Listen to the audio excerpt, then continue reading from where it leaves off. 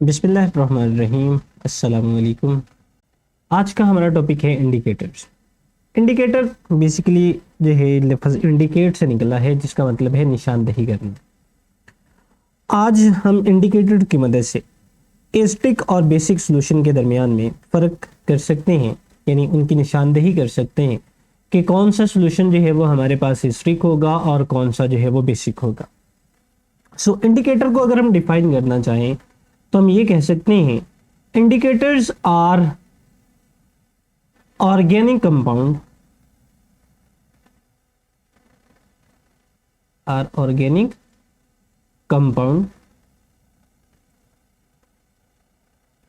which give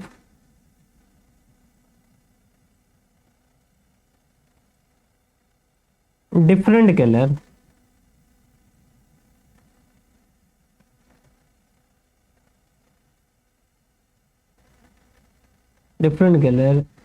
in acidic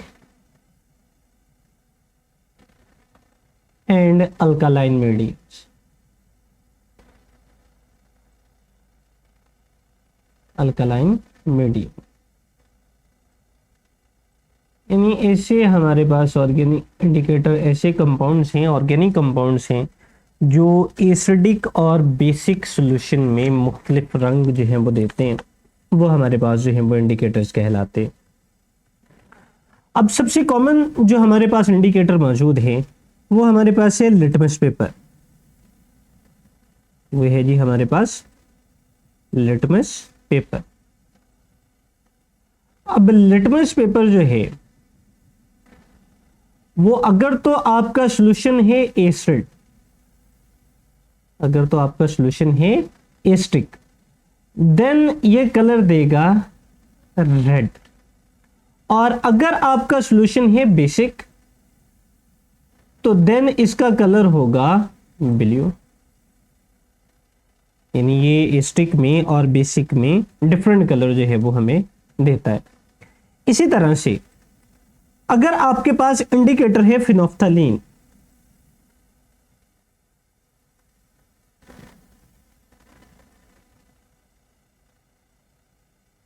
अगर आपके पास है फिनोफ्थलीन, तो फिनोफ्थलीन जो है ये भी एसिडिक और बेसिक के अंदर जो है वो डिफरेंट कलर देगा। अगर आपका सॉल्यूशन जो है वो स्ट्रांगली एसिडिक है, अगर आपका सॉल्यूशन जो है वो स्ट्रांगली एसिडिक है, देन ये जो होगा इसका कलर जो होगा वो होगा कलरलेस, यानी इसका कोई रंग भी नहीं होगा, यानी किसी किस्म का कोई रंग कलर भी जो है वो नहीं देगा। लेकिन अगर आपका सॉल्यूशन है स्ट्रांगली अल्कालाइंस या स्ट्रांगली बेसिक या स्ट्रांगली अल्कालाइन, देन ये कलर देता है जी रेड। अब फिनोफ्थलीन का जो कलर चेंज है, यानी ये जिस तक जो है वो कलरलेस रहता है, ऑलमोस्ट ये pH 9 तक जो है ये कलरलेस रहता है, और pH 9 के बाद जो है वो रेड कलर जो है वो देना शुरू कर देता है। इसी तरह से हमारे पास मुख्तलिफ तरह के कंपाउंड हैं जो कि यानी इंडिकेटर्स मौजूद हैं जो कि एसिडिक और बेसिक मीडियम के अंदर डिफरेंट कलर देते हैं। यहाँ पर हम एक चार्ट देख लेते हैं जिसमें हमें एसिडिक और बेसिक मीडियम के अंदर जो है वो डिफरेंट कलर जो है वो दिखाए गए हैं। लाइक ये हमारे पास जो है वो एक चार्ट है, इसको हम ऊपर की तरफ ले जाते हैं ताकि हमें जो है वो इसका पूरा जो चार्ट है वो हमें नज़र आ सके। सो ये हमारे पास जो है वो एक चार्ट जो है वो हमें दिखाया गया है। इसको थोड़ा हम यहाँ पर जो है वो फिट कर लेते हैं ताकि हमारी स्क्रीन के अंदर जो है वो कम्प्लीटली तौर पर जो है वो हमें नज़र जो है वो आ सके। तो ये हमारे पास जो है वो एक चार्ट है जिसमें मुख्तलिफ इंडिकेटर का यहाँ पर जिक्र किया गया है। जैसे कि फर्स्ट ऑफ ऑल जो जिक्र किया गया है वो मिथाइल ऑरेंज का किया गया है। अब methyl orange first of all जो है वो रेड कलर शो कर रही है, इसके बाद जो है वो येलो कलर जो है वो शो कर रही है। अब यहाँ पर अगर आप देखें तो मिथाइल ऑरेंज जो है वो कलर इन strongly acidic solution, strongly acidic solution में इसका कलर क्या होगा जी, ये होगा रेड। और ये किस pH पे कलर चेंज करेगी, pH 4 पे कलर चेंज करेगी। और उसके बाद इसका कलर क्या हो जाएगा, इसका कलर हो जाएगा येलो। इसी तरह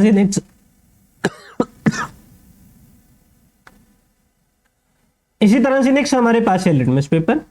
अब लिटमस जो है वो रेड कलर में रहता है, किस पीएच तक रेड कलर में रहता है जी, पीएच 7 तक रेड कलर में रहेगा।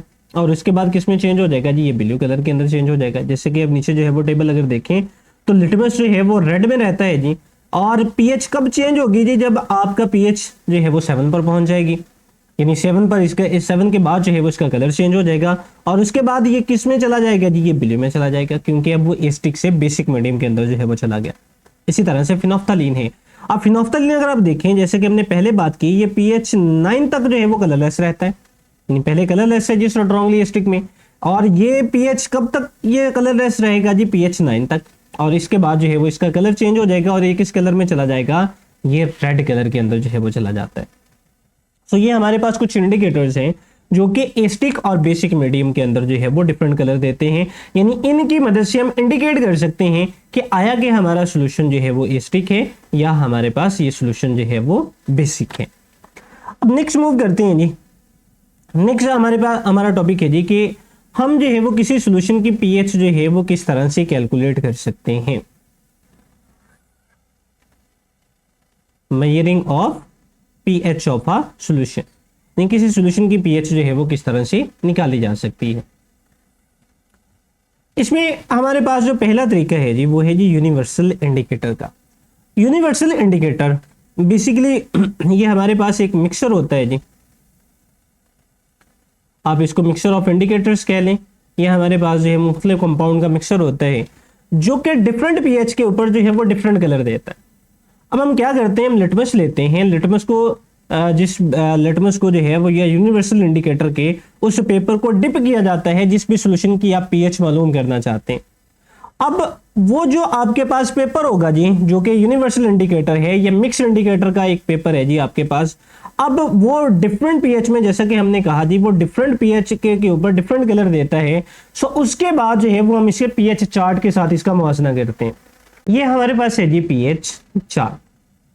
अब आप इस पीएच चार्ट में अगर देखें तो हर पीएच के ऊपर जो है वो आपको डिफरेंट कलर जो है वो नजर आ रहा है। सो आप उस पीएच यानी मिक्स इंडिकेटर का जो पेपर है आप इसको डिप करेंगे किसी सॉल्यूशन में। अब उस सॉल्यूशन में उसका कोई ना कोई स्पेसिफिक कलर आएगा, उस कलर को आप कंपेयर करेंगे इस पीएच चार्ट के साथ।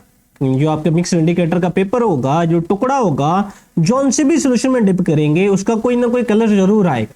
अब आप उसका कंपैरिजन करेंगे इस पीएच चार्ट के साथ, जिस भी कलर के साथ उस कलर का इसका कलर जो है वो मैच कर जाएगा वही आपकी जो है वो पीएच होगी। इस तरह से हम यूनिवर्सल इंडिकेटर की मदद से पीएच के वैल्यू जो है वो मालूम कर सकते हैं। अब इससे भी मोस्ट जो कॉमन मेथड हम इस्तेमाल करते हैं, ये मोस्ट एक्यूरेट मेथड इस्तेमाल किया जाता है जी, वो हमारे पास है जी पीएच मीटर का। पीएच मीटर के जरिए जो है वो हम पीएच जो है वो मालूम कर सकते हैं। ये मॉडर्न मेथड है जी पीएच को कैलकुलेट करने का। इसकी मदद से पीएच जो है वो किस तरह से कैलकुलेट की जाती है, अगर हम ये डायग्राम देखें तो इस डायग्राम में आपको पीएच मीटर जो है वो नजर आ रहा है। अब ये वाला जो पीएच मीटर है अगर आप इसको देखें तो इसमें आपको जो है वो ये वाला जो है आपको इलेक्ट्रोड नजर आ रहा है। ये आपके पास इलेक्ट्रोड है जिसको किसी सॉल्यूशन में जो है वो डिप किया गया है, जिसके ऊपर जो है वो आप जिसकी पीएच जो है वो आप मालूम करना चाहते हैं। और ये वाला हमारे पास है पीएच मीटर।